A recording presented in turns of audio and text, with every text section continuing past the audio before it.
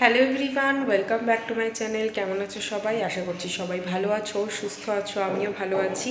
আমার একটা নতুন ভিডিওতে তোমাদের সবাইকে স্বাগত জানাই। তো বন্ধুরা, আজকের মতন মোটামুটি কাজ আমার শেষ, মানে সকালবেলা রান্না বান্না সমস্ত কিছু। কিন্তু এখনও অনেক কাজ বাকি আছে। হাতে গোনা মাত্র আর কয়েকটা দিনই বাকি পুজো আসতে। তো ঘরে ঝুলটুল সব ঝাড়া হয়ে গেছে, কিন্তু এখনও মিক্সি পরিষ্কার করতে হবে। যেহেতু আমাদের মিক্সিটা আমি তোমাদেরকে দেখাচ্ছি, এই দেখো বন্ধুরা, এই যে গ্যাস, এই মিক্সি এখনও গ্যাস পরিষ্কার করিনি, কড়া মাজিনি, তারপর ওখানে এঁঠো থালা ফালা সমস্ত কিছু পড়েই রয়েছে। এই মিক্সিটাকে আমাকে আজকে পরিষ্কার করতে হবে। তার কারণ হচ্ছে একদম যেহেতু গ্যাসের পাশেই থাকে, সেই কারণে প্রচণ্ড পরিমাণে তেল টেল জমা হয়। তো সেই মিক্সিটাকে এখন পরিষ্কার করব।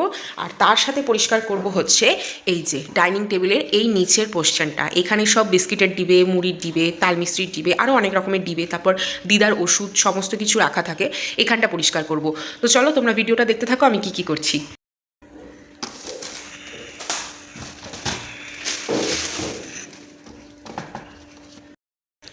তো বন্ধুরা, এই দেখো পরিষ্কার করে দিয়েছি মুছে এটাকে। এবার এই যে জায়গাটা দেখছো, এখানটা একটু সাবান জল করে মুছবো, মুছলেই পরিষ্কার হয়ে যাবে। তোমাদের সাথে আমি কাজ করতে করতে ভিডিও শেয়ার করতে পারছি না, তার কারণ যেহেতু আমার কাছে কোনো রকম স্ট্যান্ড নেই এখনও অবধি, মানে ট্রাইপড যেগুলোকে বলে সেগুলো নেই। তো সেই কারণে আমি কাজ শেষ করে তোমাদের সাথে ভিডিও করছি, আবার শুরু করার আগে ভিডিও করছি। তোমরা একটু অ্যাডজাস্ট করে নিও, খুব তাড়াতাড়ি আমি একটা ট্রাইপড কিনবো। তো তোমরা ভিডিওটা দেখতে থাকো, এরপর আমি কি করছি।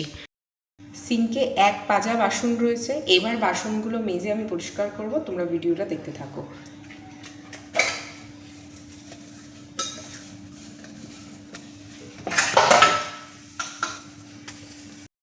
বন্ধুরা, এখানে সমস্ত বাসন ধুয়ে উপুর করে রেখে দিয়েছি।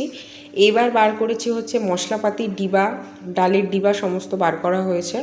এবার এগুলোকে ধুয়ে মুছে পরিষ্কার করব। হাতে আর একদমই সময় নেই, আজকে একটু বেরোনোরও আছে মায়ের সাথে সকালবেলা। তো মায়ের সাথে বেরোনোরও আছে, একটু এন্টালি মার্কেটে যাব। আসলে কিছু কেনাকাটা রয়েছে। পুজোর জামা কেনা হয়ে গেছে, কিন্তু আরও অনেক কিছু তো কেনার টুকটাক থাকে। পিলো কভার কিনতে হবে 2-4টে। তো চলো তোমাদের সাথে ভিডিওটা শেয়ার করছি কি কি করি, তোমরা ভিডিওটা দেখতে থাকো।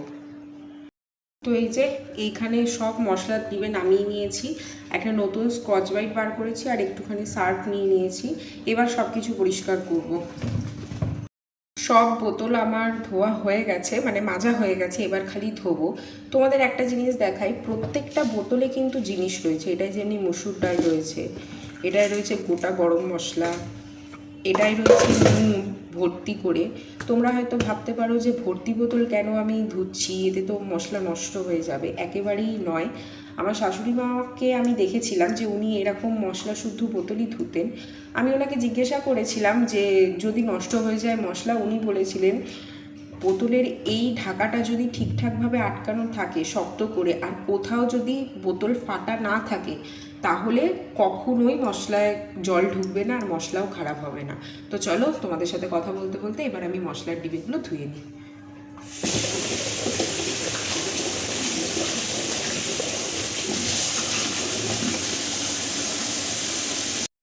তো বন্ধুরা, এই তো স্নান টান করে এলাম, এখন একটু সিঁদুর টিঁদুর পরে নিয়েছি। এখনও অনেক কাজ বাকি রয়েছে, তোমাদেরকে দেখাচ্ছি। দেখো, সিংহাসনের সমস্ত ঠাকুর নিচে রাখা রয়েছে, নিচে মানে ওই ঝুড়িটাতে রাখা রয়েছে। আর এখানে গোপাল টোপাল বসে রয়েছে। এই সিংহাসন দুটো এখন আমাকে ভালো করে পরিষ্কার করতে হবে। শেয়ার করব তোমাদের সাথে। আমি তো তোমাদেরকে বললামই যে আমার কাছে ট্রাইপড নেই, তাই আমি ঠিকঠাকভাবে অ্যাডজাস্ট করে কিছুই করতে পারছি। বাইরে ওইখানে বাজার চলে এসছে, ওটা কালকের বাজার, মাছ আছে হয়তো ওখানে। মা আমাকে ফোন করে বলল।